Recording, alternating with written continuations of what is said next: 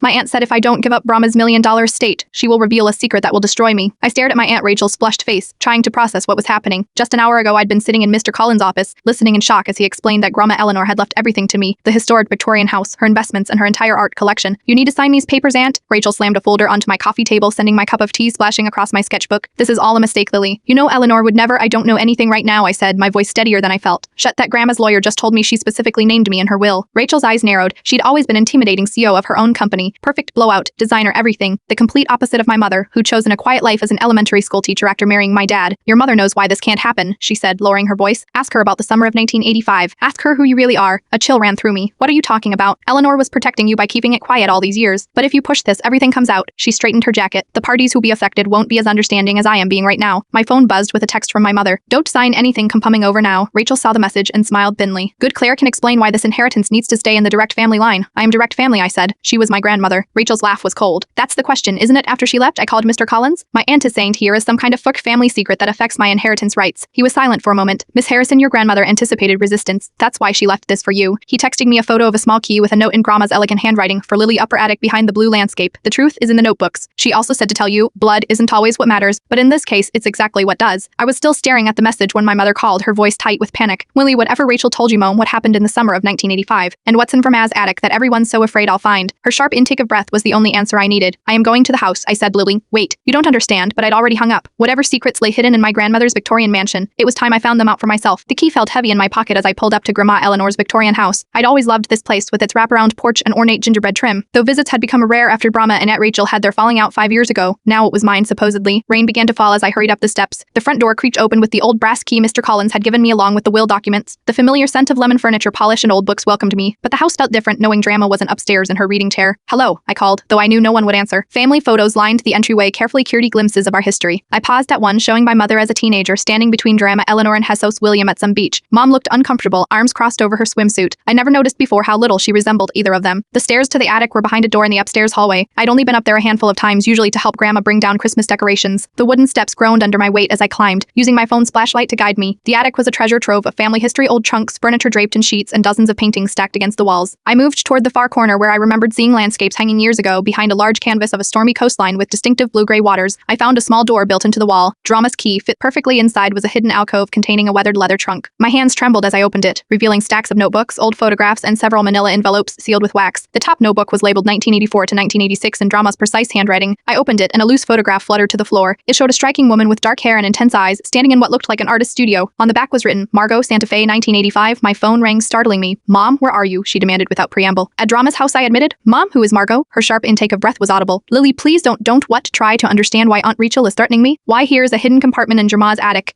Why you've been acting strange since the funeral? It's complicated, she whispered. Some secrets were kept for your protection. I'm not a child anymore. I deserve to know the truth. There was a long pause. Your grandmother wasn't just a collector, Lily. Those paintings in the attic, they're originals by Margot Fleming. The name triggered a distant memory from my art history classes. Margot Fleming, a brilliant but reclusive painter whose work commanded millions at auction. She disappeared from the art world in the mid-1980s. What does she have to do with our family? Everything, Mom said quietly. She's my biological mother. I sank down onto an old trunk, clutching the photograph. When I was adopted, Lily, Eleanor, and William took me in when I was an infant. Rachel is their biological daughter, which is why she believes the inheritance is rightfully hers. But that doesn't make sense. If you are adopted, that doesn't change that I'm Branna's granddaughter. Here is more to it, Mom said. Rachel is on her way there now. Don't let her in until I arrive. As if on cue, I heard a car door slam outside. Mom, I need to know what's going on. What's in these notebooks? The truth about who you really are, she said, and why those paintings are worth more than just money. Footsteps sounded on the porch below, followed by insistent knocking. Don't open the door, Mom repeated. I am 15 minutes away, but as I moved toward the attic stairs, I noticed something tucked into the frame of the Margot Fleming photograph, a small yellowed newspaper clipping about the theft of several paintings from a New York gallery in 1985 with the headline, Art World Scandal, Fleming Masterpieces Vanish Without a Trace. The knocking downstairs grew more insistent, followed by the sound of a key in the lock. I quickly photographed the news clipping, then shoved everything back into the trunk except for the 1985 notebook, which I tucked into my jacket. Lily, Aunt Rachel's voice echoed through the house. I know you are in here. We need to talk. Moving quietly, I closed the hidden door and replaced the landscape painting.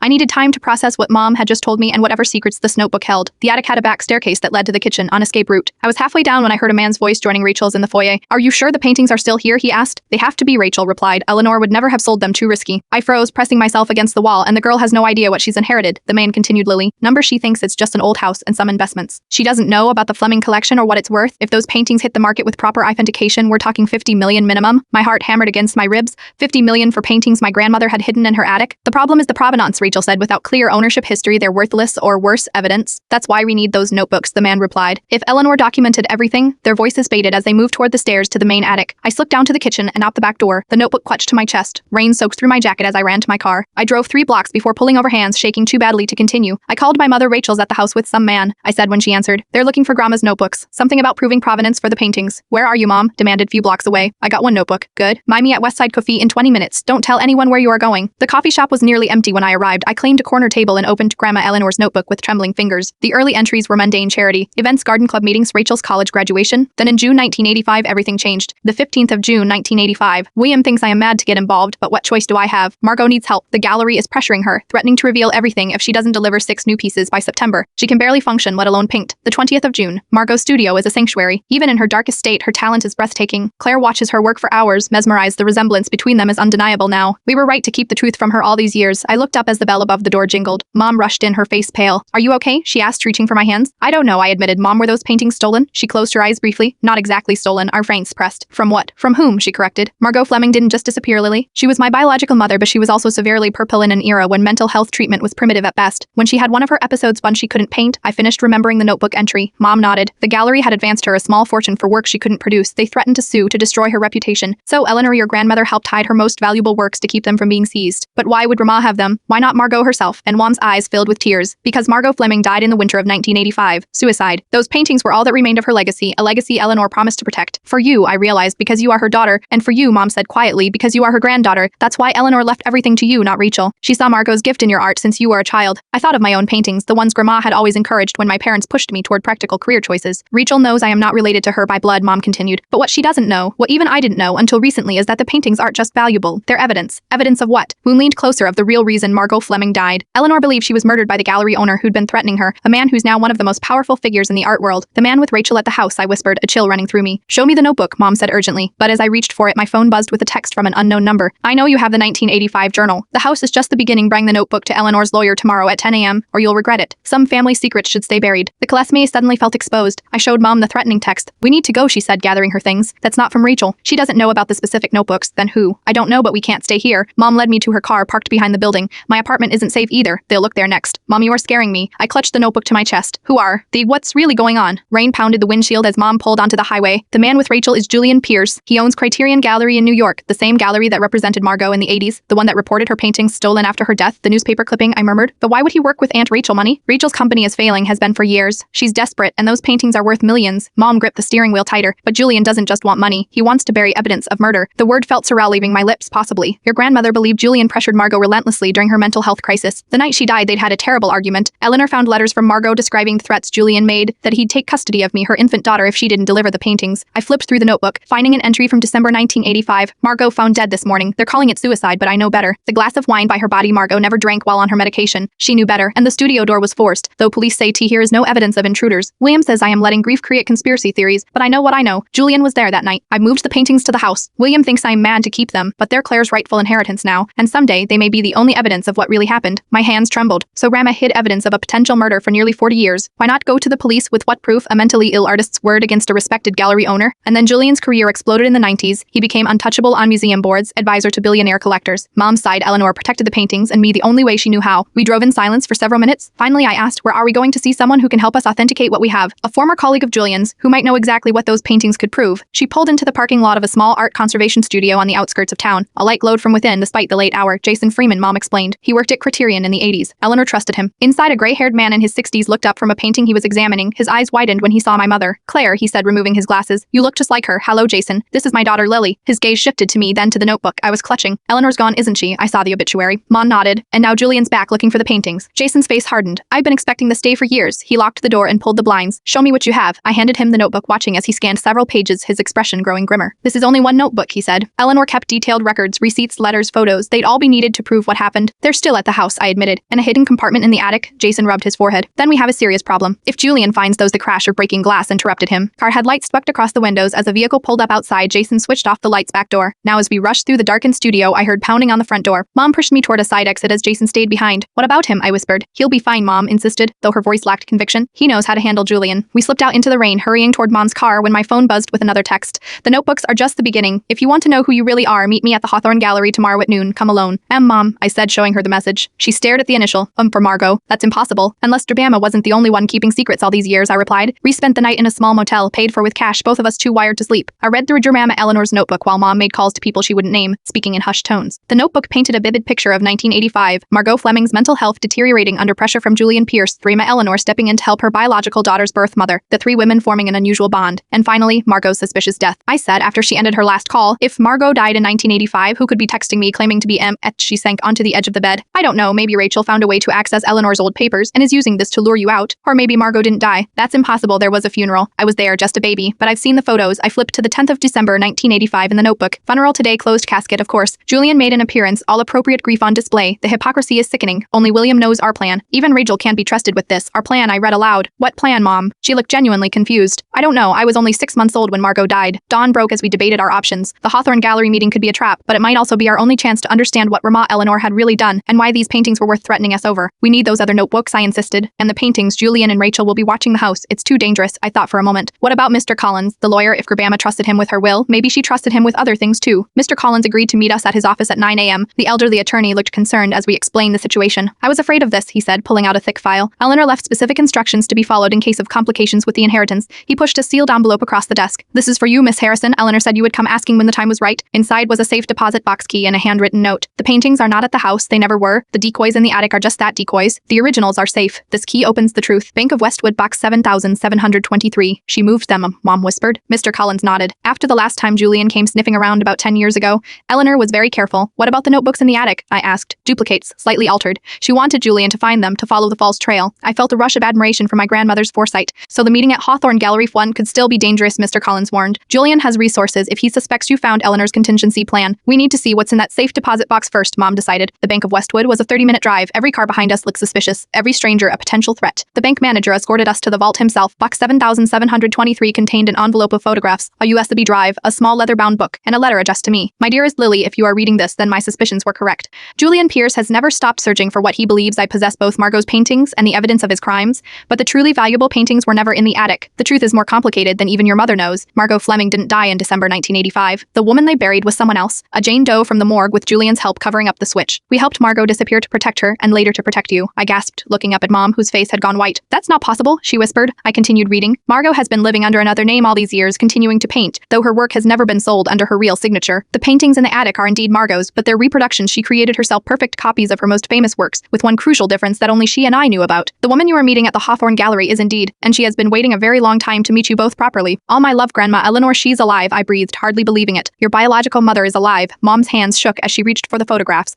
They showed an older woman with silver-streaked dark hair painting in a sun-filled studio. The resemblance to Mom was striking, and to me as well, the same shape of the eyes, the same hands. The gallery meeting is in 2 hours, I said, checking my watch. Mom stared at the photos, tears streaming down her face. All these years, when she's been alive all these years, do we go? She nodded slowly. Yes, but first we need to understand what's on this USB drive. It might be the evidence Grandma Eleanor was protecting. We borrowed a laptop from the bank manager. The drive contained scanned letters, journal entries, and most importantly, photos of the original Margot Fleming paintings, each with a tiny hidden signature in the corner. Two initials intertwined, EM, I said, peering closer. Eleanor and Margot, a collaboration, Mom realized. The paintings weren't just Margot's, they were both of theirs. That's why they're different from the originals, and why Julian could never find what he was looking for, I added. He was searching for paintings that had been transformed. As we prepared to leave for the Hawthorne Gallery, Mr. Collins called with urgent news. Rachel and Julian had broken into his office, demanding information about Grandma's will and any additional instructions. They're desperate, he warned, and Julian specifically asked about a woman named Margot. But very careful. Mom gripped my hand as we drove toward what could be either a reunion or a trap. Whatever happened, she said, we face it together. The Hawthorne Gallery was a small modern building nestled between vintage shops in the arts district. After the prestigious museums Julian Pierce frequented, this was a space for emerging artists, the last place anyone would look for works by Margot Fleming. We arrived 15 minutes early, parking where we could watch the entrance. No sign of Rachel or Julian. What if it's a trap? I asked, anxiety knotting my stomach. Then we leave immediately, Mom said. But I could see the conflict in her eyes. After 38 years believing her birth mother was dead, the possibility of seeing her alive was too powerful to resist. At exactly noon, we walked into the gallery. A young receptionist greeted us. You must be Claire and Lily. Please follow me. She led us past white walls displaying student artwork to a private viewing room at the back. My heart pounded as she opened the door. Inside, a silver-haired woman stood with her back to us, studying a large canvas. When the door closed behind us, she turned slowly. The resemblance was unmistakable. The same high cheekbones, Mom had the same shape of eyes I saw in my own mirror. She was elegant in a paint-splattered smock over black clothing, her hair in a loose bun, secured with what looked like paintbrushes. Claire, she said, her voice catching. You look so much like Funk. She didn't finish, emotion overwhelming her. Mom stood frozen. Are you really her, Margot Fleming? The woman nodded. Though I've been Maria Fontaine for nearly 4 decades. Why, the word escaped Mom like a wounded animal. Why let us believe you were dead all these years? And call Margot. Maria gestured to the chairs arranged in a small circle. Please, it's a long story, and we don't have much time. As we sat, she continued,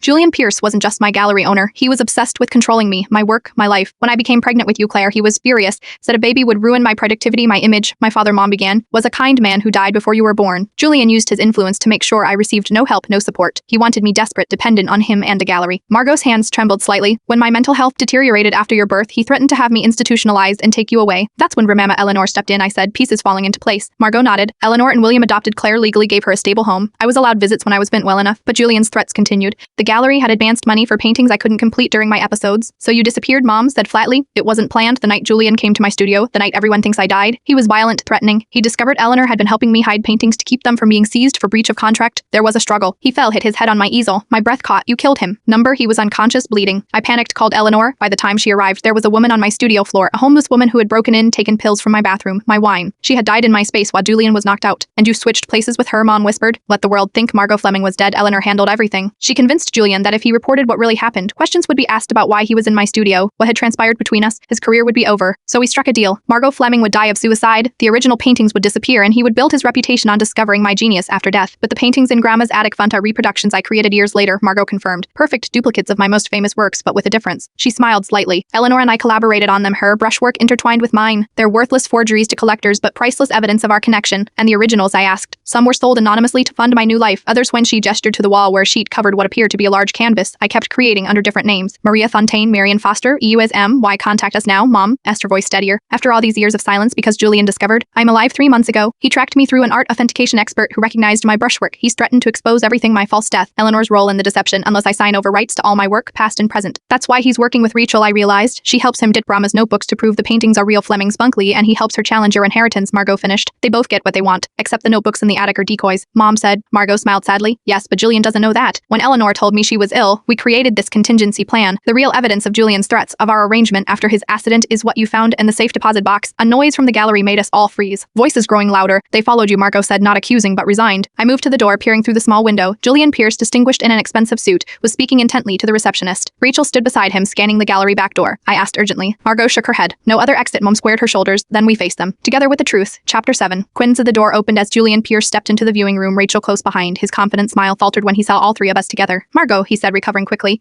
You are looking well for a dead woman, Julian. Her voice was cold, controlled. Still manipulating others to do your dirty work, I see? Rachel's eyes darted between us, clearly shocked by Margot's presence. You said she might have evidence, not that she was actually alive. Plans changed, Julian replied smoothly. To us, he continued, I assume Eleanor's notebooks have made their way to you. I'd like to propose a mutually beneficial arrangement, like the one you made with my birth mother in 1985. Mom stepped forward. The one where you threatened to take me away if she didn't produce paintings for you. Julian's expression hardened. Ancient history. I'm offering a clean resolution. The Fleming paintings are worth millions. We can all profit. Those paintings were never yours, I said, and neither is my grandmother's estate. Rachel turned to me, her composure cracking. You don't understand what's at stake. My company is about to collapse. I need that inheritance. It's my birthright by blood, perhaps, Margot interjected, but Eleanor chose differently. Julian checked his watch impatiently. Medith, family drama. I have buyers waiting for authentication on the Fleming collection. With Eleanor gone, you three are the only ones who can verify their provenance. We split the proceeds and certain historical details remain private. You mean the fact that you covered up a death, that you threatened and harassed a vulnerable woman? Mom's voice shook with anger. That you've spent decades profiting from art you claimed was by a dead woman who's very much alive? Careful, Claire, Julian mourned. Margot was implicated in that deception as much as I am. Think of the scandal your birth mother's fraud exposed. Eleanor's reputation ruined posthumously. I looked at Margot, seeing the fear in her eyes, not for herself, but for what this would do to Mom, to our family's legacy. Then it hit me. The paintings in the attic, I said suddenly. You are so fixated on them, but Bergama told me they're worthless reproductions. Julian laughed dismissively. A convenient lie. I've had experts examine photos. They're authentic Flemings, are they? I pulled out my phone, showing him the close-up photos from the USB drive, the hidden EM signatures in each painting. They're collaborations. Eleanor and Margot created them together years after Margot supposedly died. They'd never pass authentication as original Flemings? Julian's face drained of color as he snatched my phone, zooming in on the signatures. The real Margot Fleming originals were sold anonymously decades ago, Mom added. What's in Eleanor's attic is worth nothing to collectors, but everything to us. They're physical proof of a relationship that survived against all odds. Rachel sank into a chair, defeat washing over her. Then here is no money, months at all. The estate has value, I told her, but not the fortune you were counting on. Julian's composure cracked. This is absurd. Those paintings are mine by contractual right. Margot never delivered what she owed me. Actually, Margot said, stepping toward the covered canvas on the wall, I've been working on settling that debt. She pulled away the sheet, revealing a stunning landscape that unmistakably displayed her unique style. 6 new pieces as originally contracted. Plus interest. Julian stared at the painting, greed warring with rage on his face. Actually, Margot said, stepping toward the covered canvas on the wall, I've been working on settling that debt. She pulled away the sheet, revealing a stunning landscape that unmistakably displayed her